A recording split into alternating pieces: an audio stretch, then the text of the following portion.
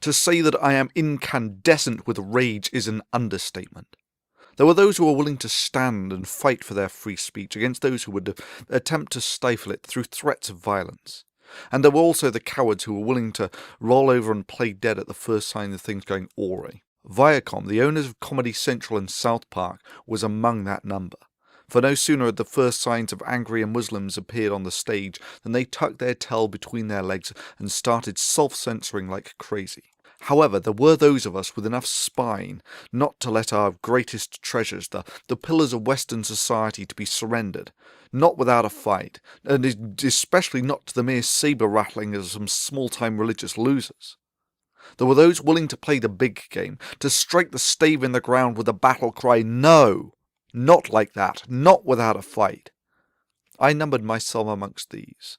However, Viacom was not simply satisfied with being leeching cowards, savouring the freedoms that everyone else had fought and paid for. They then proceeded to file a bogus copyright claim against that battle cry, less than 24 hours after the video had been put up, which days later they claimed to have retracted.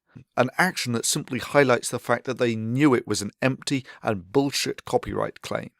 And yeah, that copyright notice did essentially kill the video's viral potential.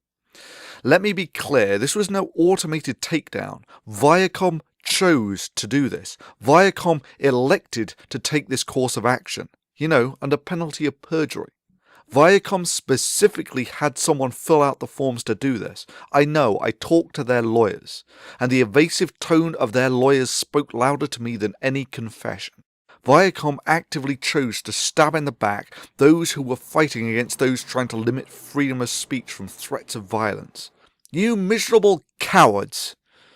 It sickens me to think of such amoral, yellow-bellied parasites such as yourself growing fat profits off sucking the rich blood off the Western civilization that you would betray for the price of an extra value meal.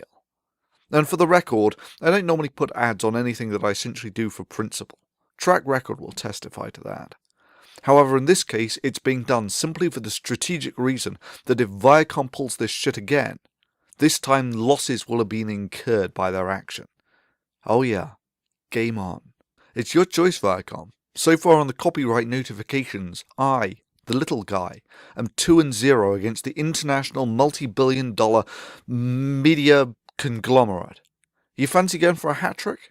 Do you fancy going to a court and telling them how you lost 3 copyright notices filed under penalty of perjury by you, a major, zealously copyright-happy corporation, against one guy, and this was just an accident and not some systematic abuse?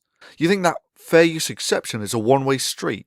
I mean, I don't know whether it's occurred to you, but without that fair use, The Daily Show and The Colbert Report, the flagships of Comedy Central, wouldn't exist.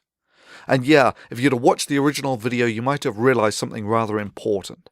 I was willing to put my life on the table as collateral, just to give some depth to the voices defending free speech. Against this, what do you think you could possibly have to intimidate me with? Finally, let me say a big and a sincere thank you to all those who supported the original video by mirroring it, and it's a fantastic example of why we the little people have to take such cohesive action. Simply as all these copies essentially defang these big corporations by removing their ability to quash such things with a single blow. It's the motto of the little people. We stand together or we get stomped separately.